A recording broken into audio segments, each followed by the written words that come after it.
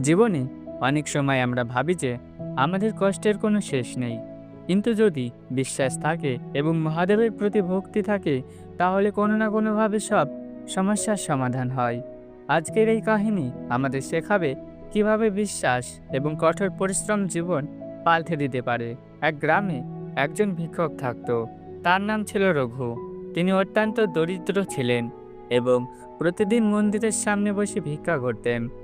তার দিন কাটতো মানুষের দান দক্ষিণা নিয়ে। তবে রঘুর একটি বিশেষ গুণ ছিল, তিনি ভগবান মহাদেবের প্রতি অত্যন্ত ভক্ত ছিলেন। প্রতিদিন তিনি শিব মন্দিরে যান, ভিক্ষা থেকে সামান্য যা পেতেন তার মধ্যে থেকে একটি ছোট অংশ শিবলিঙ্গের সামনে অর্পণ করতেন। একদিন রঘু অত্যন্ত ক্লান্ত হয়ে মহাদেবের সামনে প্রার্থনা করলেন, হে মহাদেব, আমি সারা জীবন আপনাকে পুজো করেছি, কিন্তু আমার জীবন এত কষ্টের কেন? আপনি কি সত্যই আমার কথা শুনছেন না?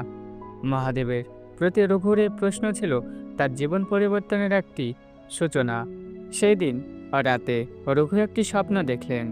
মহাদেব তাকে বললেন, রঘু, আমি তোমার ভক্তি দেখেছি, কিন্তু ভগবান শুধু ভক্তির দ্বারা নয়, কর্মের দ্বারাও খুশি হন। কাল সকালে তুমি গ্রামের এক বড় বৃক্ষের নিচে যাও, সেখানে তোমার জন্য সমাধান অপেক্ষা করছে। পরের দিন সকালে রঘু সে বৃক্ষের নিচে যান। তিনি দেখেন একটি বড় পাথরের টুকরো পড়ে আছে। প্রথমে তিনি হতাশ হন, এটা দিয়ে আমি কি করব? কিন্তু মহাদেবের আদেশ মনে করে তিনি সে পাথরটি ঘরে নিয়ে আসেন। তিনি পাথরটি পরিষ্কার করতে শুরু করেন।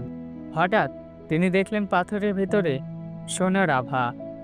এটি একটি সোনার পাথর ছিল। তিনি পাথরটি নিয়ে বাজারে যান এবং এটি বিক্রি করে প্রচুর অর্থ উপার্জন করেন।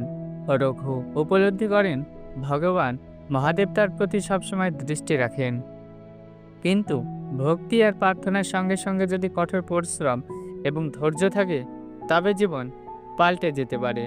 এই কাহিনী আমাদের শেখায় যে মহাদেব সবসময় আমাদের দেখছেন, কিন্তু আমাদের নিজেকেও উদ্যোগী হতে হবে। ভক্তি আর কর্ম একসঙ্গে মিলে জীবন বদলে দিতে পারে। আপনারা যদি এই কাহিনী থেকে অনুপ্রাণিত হয়ে থাকেন, তবে চ্যানেলটি সাবস্ক্রাইব করতে ভুলবেন না এবং ভিডিওটি শেয়ার করুন এবং আমাদের জানান যে মহাদেবের প্রতি আপনার বিশ্বাস কিভাবে আপনার জীবনে প্রভাব ফেলেছে।